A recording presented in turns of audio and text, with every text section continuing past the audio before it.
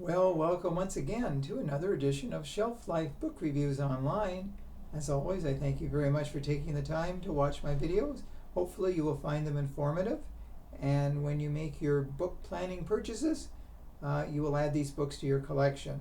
What I'm going to review today are two books that are both based on the old classic EC comics. Now, EC stood for either entertaining comics or educational comics. Some people said the words were interchangeable, but they were, let's say, a notorious brand of comic from the 40s and the 50s.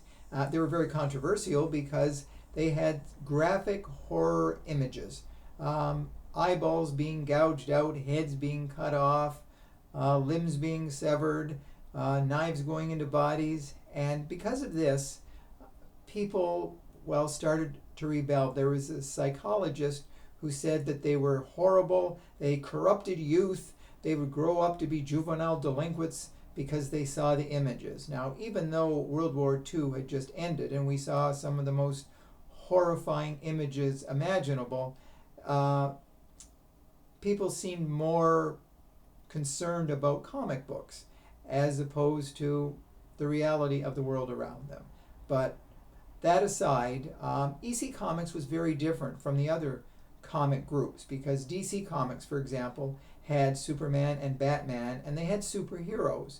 And the old Marvel company that began as Timely and then became Atlas Comics, they were mainly superheroes too.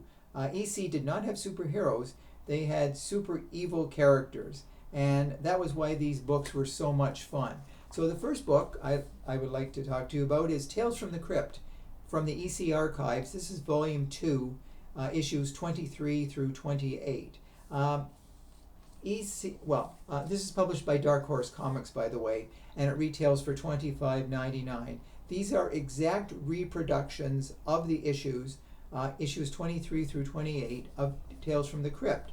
And they're color enhanced, but they're verbatim. They even have the letters to the editor that were written back in the 1950s. They reproduce the covers, and it's just really a joy to read, to see what enthralled youth back in the 1940s and 1950s. Now, this particular issue has about 24 stories, reproduced horror tales, and like I said, there's no graphic horror photos or drawings because these were, to keep up with the censors and to keep ahead of those who complained, they were very toned down. And but the stories were still a lot of fun. There are stories such as Borrowed Body is about a wife, and she has a husband, but she has a lover, and she wants the lover to kill her husband. So he meets him in a dark alley, and he goes to kill him, but he doesn't succeed, so he runs from the alley and is hit by a car and killed.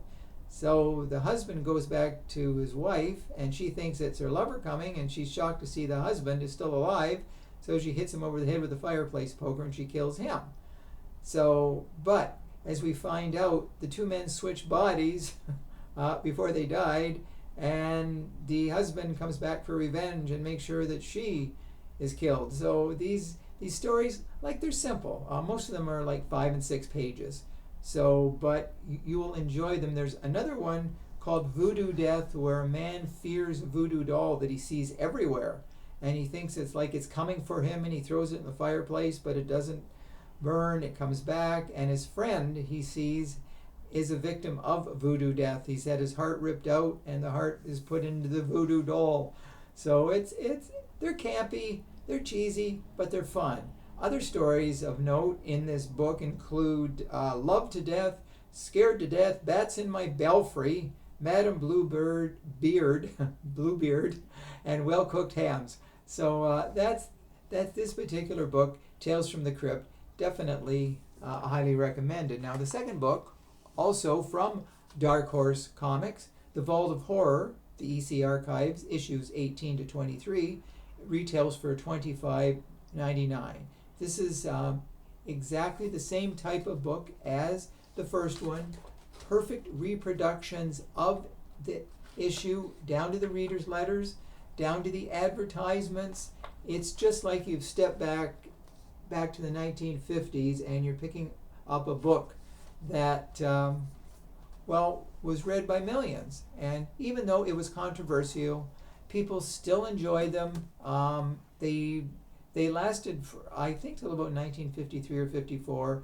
Finally, because they were toned down and sales went down because people wanted the graphic horror. Well, they weren't quite as keen to accept these toned down horror things where you see the things and the ghoul is coming from the wishing well, but still they were enjoyable. And in this particular issue, there's an interesting story called Sinkhole, where the woman is part of a Lonely Hearts Club. It's sort of like today's dating where people aren't what they seem.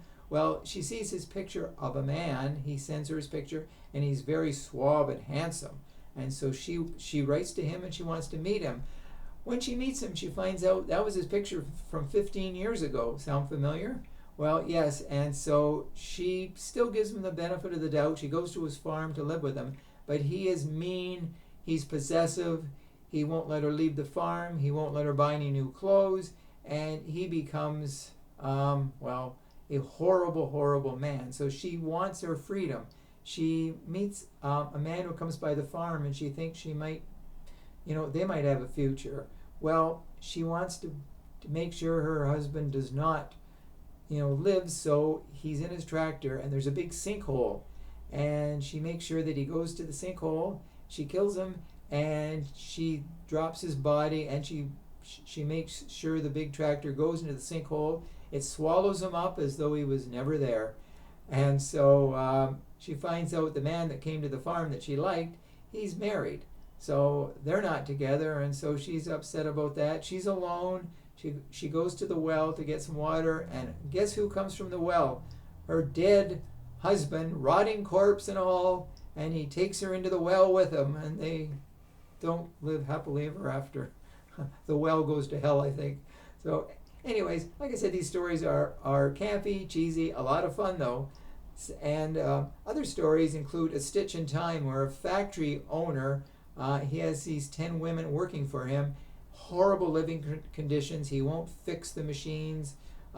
They cause injuries to the workers. So the women scheme to do something to him. So they stitch up his mouth and then they set fire to the place. And as he tries to escape, he finds all the thread covering his body, so he can't move. So he gets his just desserts. Definitely A Stitch in Time.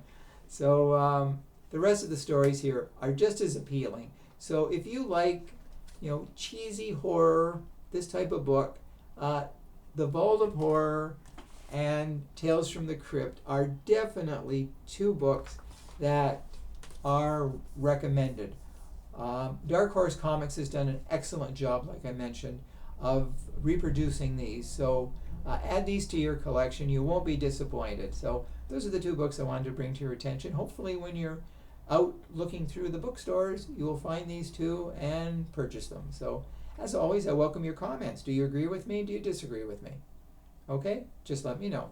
So until we meet again, stay safe, stay sane, stay social distancing, and do stay in touch. See you again real soon. Bye for now.